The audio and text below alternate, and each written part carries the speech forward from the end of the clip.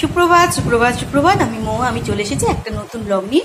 এই দেখো, এই যে তরমুজ কাটা হয়ে গেছে আমাদের, এটা ঠাকুরকে একটু ভোগ দিয়ে দিয়েছি, অজয়দার কাছে দিয়ে এসেছি। আর এটা আমাদের আজকে একটু খাওয়া হবে। আর এই যে খোসাগুলো, এগুলো কিন্তু ফেলবো না, এগুলো আমার পুকুরে ফেলা হয়, পুকুরে মাছগুলো টুকটুক করে খাবে।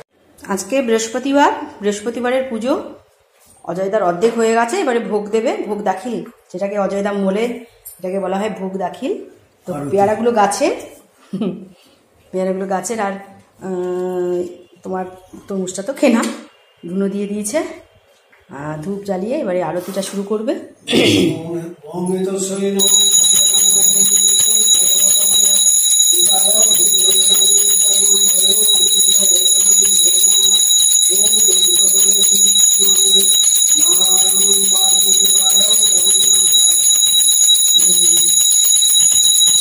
মানুষটা ভালো, কিন্তু একটু রাগী আছে আজকে। বৌদির সঙ্গে বৌদির সঙ্গে কি করে চলেছে, আটা না খেয়ে চলে এসছে বৌদির সঙ্গে এ করে। যেমন জামাই রাগী, মানে আমার হাজব্যান্ড যেমন তেমনই, দুজনে একদিন খুব বন্ধু। এইক্ষণ চলে যাবে, গল্প করবে। সে বসে আছে চা না খেয়ে, যতক্ষণ না তার সারা বউ না হচ্ছে তাকে চা খাবে, কথা বলবে না, পুজো করছে। দেখো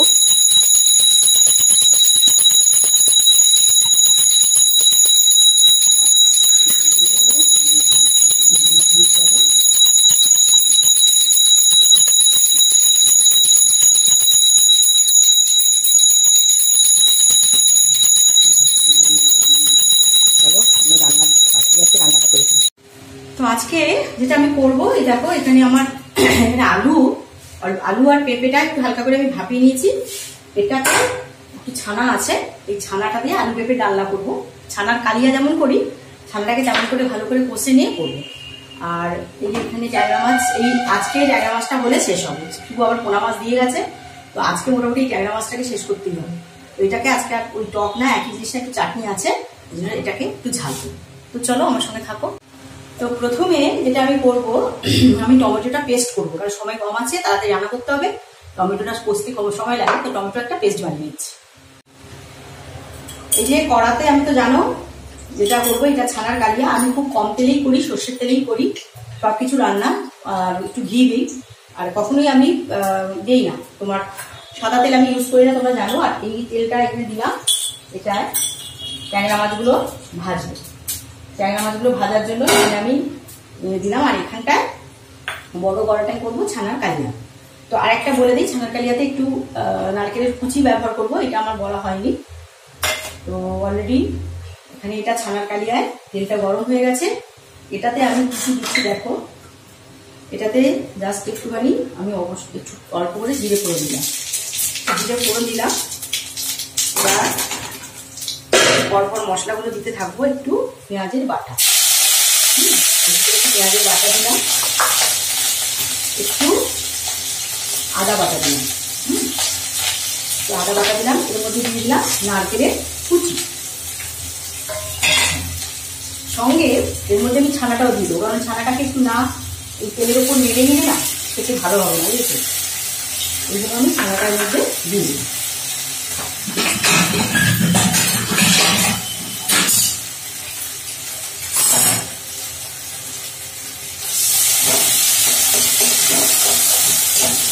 এই মশলার সঙ্গে আমি ছানাটাকে ভালো করে কষবো। এর মধ্যে আমি দিয়ে দিচ্ছি একটু টমেটোর পেস্ট। আমরা বসে যাচ্ছিল তো একটু টমেটোর পেস্টও এর মধ্যে আমি দিই। আর এদিকে তেলটা, কড়াটা অসম্ভব বড় হয়ে গেছে। এই যে আমার ঢাল, হ্যাঁ, এই ঢালটা নিয়ে আমাকে মাছগুলো ছেড়ে দেবো। হয়ে গেল ট্যাংরা মাছ ঢাল দিয়ে দিলাম। টমেটো পেস্ট, পেঁয়াজ বাটা আর ছানাটা আমার কষা কষা হয়ে এসছে।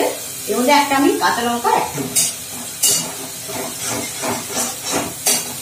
একটু অ্যাড করলাম। এবারে এর মধ্যে আমি পরপর মশলাগুলো কি দিচ্ছি দেখো। এর মধ্যে দিচ্ছি আমি একটু হলুদের গুঁড়ো, একটু ধনে গুঁড়ো, একটু জিরে গুঁড়ো, আর অল্প কাশ্মীরি লঙ্কার গুঁড়ো, একটু কাশ্মীরি কাশ্মীরি লঙ্কার গুঁড়ো আমাকে দিয়ে দিতে হবে, কারণ এটা। আর সবসময় মনে রাখবে তোমরা, যখন পেঁপের তরকারি করবে তখন কিন্তু লঙ্কাটা একটু সংযত হয়ে যাবে, মানে লঙ্কা বেশি হয়ে গেলে কিন্তু পেঁপের লঙ্কাটা টেনে নেওয়ার ক্ষমতাটা থাকে না। ফলে লঙ্কাটা খুব দেখে শুনে দিতে হবে, বেশি ঝাল হয়ে গেলে এবার খাওয়া যাবে না। তো এর মধ্যে আমি দেখো একটু, যেহেতু এটা মিষ্টি মিষ্টি হবে, আলুটার মধ্যে একটু চিনি দেবো, কারণ তরকারিটাতে আমরা একটু মিষ্টি খাই। হ্যাঁ, আমি শ্বশুর শাশুড়ি মা সবাইকে নিয়ে অনেকগুলো হাসপাতাল ঘুরেছি, তো আমি তারপরে ভেলোর অনেক জায়গাতে ঘুরেছি, প্রত্যেকেই বলেছি যদি অল্প করে চিনি খাওয়া হয় রেগুলার খাওয়ার সঙ্গে, তাহলে কিন্তু ওটা কিন্তু একটা মানে সুগারের এটা থাকে না। আর দেখো একটুখানি নুন দিলাম, এই নুনটা টাটা সল্ট, আমার হিমালয়ান সল্ট শেষ হয়ে গেছে, এটা প্রচন্ড বেশি নুন। এবারে এর মধ্যে দিয়ে দেবো আমি এই যে আমার আলু আর পেঁপেটা ভাপানো আছে, সেটা এর মধ্যে দিয়ে দিলাম। মশলাটা বসে বসে যাচ্ছে, তার জন্য একটু জল অ্যাড করতে হবে।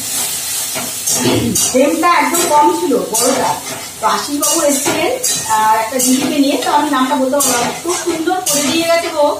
সিম করে দিলেও মানে একদম মানে দুর্দান্ত হয়, সিম করলেও সে তোমার মানে একবারে। আচ্ছা, এটা আরেকটু কষু, তারপরে আমি আসছি। এবারে ঢাকাটা খুলি, ছানা আলু পেঁপের তরকারিটা কি হয়েছে দেখি। এই হয়ে গেছে। এবারে এর মধ্যে আমার এই যে ঘরে তৈরি করা ঘি, সবাই দেখে নিয়েছে তো কি করে ঘরে কি করবে। সবাই কিন্তু একটু ব্যাকে চলে যাও, ব্যাকে আমার অনেকগুলো পনির কি করে করবে, ছানা মানে ছানার যে ডালনা, অরিজিনাল ছানার ডালনা কেমন করে করবে, সবই দেওয়া আছে। আচ্ছা, আমি একটু ঘি দিলাম। এবারে যেটা দেবো, অল্প একটু বিরিয়ানি মশলা মধ্যে একটু অ্যাড করলাম। হ্যাঁ, বিরিয়ানি মশলা অ্যাড করলাম।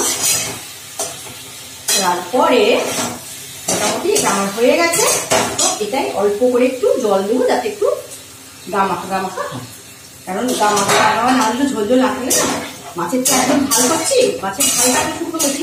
আচ্ছা, আরেকটা বলি, একটু চাটনি আছে, এটা মনা দিয়ে আমাকে দিয়ে গেছে, তার আমি অল্প অল্প করে খাবো, ভীষণ ভালোবাসি চাটনি।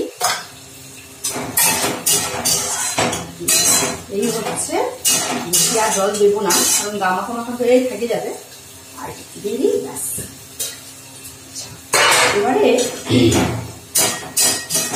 এই কড়াটাকে ওপাশে করে দেবো, আর এই পাশে ওই কড়াটাকে, ট্যাংরা মাছের কড়াটাকে আমি এদিকে দিয়ে চলে আসবো।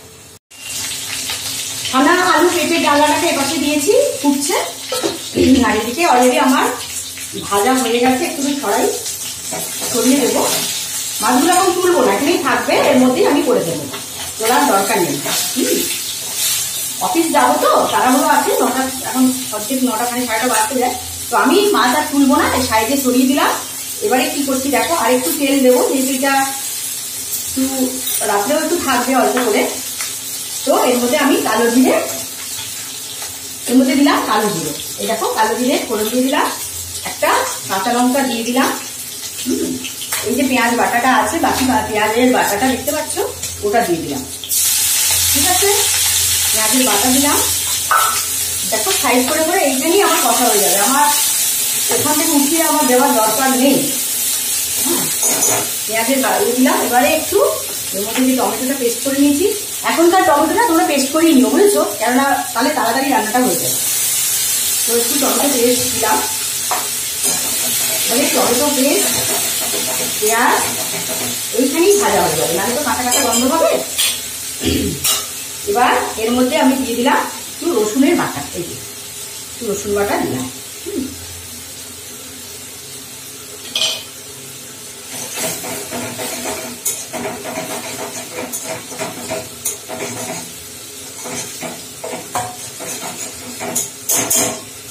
আর এর মধ্যে একটু দিয়ে দেবো সর্ষে বাটা, খুব অল্প, এইটুকু 1 চামচ সর্ষে, বেশি দেওয়ার দরকার নেই। আর আমি তো সবসময় সাদা সর্ষেই ব্যবহার করি, তো অল্প করে সর্ষে দিলাম।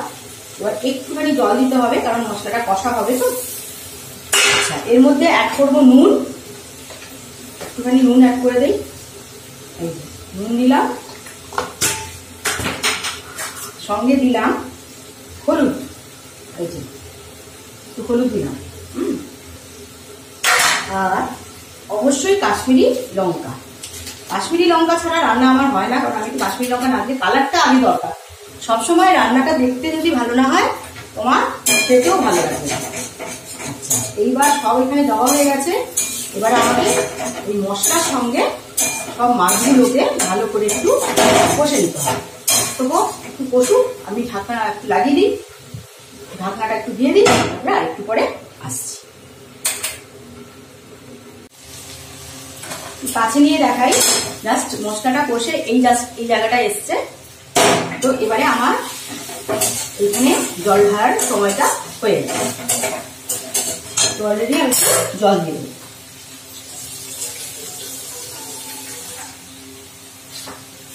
গামাখাই হবে, তবে মাছগুলো একটু ফুটতে দিতে হবে না। মাছটা তো ট্যাংরা মাছ, সবসময় মনে রাখবে ট্যাংরা মাছে টক ফক করলে ঠিক আছে, মানে ফুটিয়ে নেওয়া হয় অনেকক্ষণ।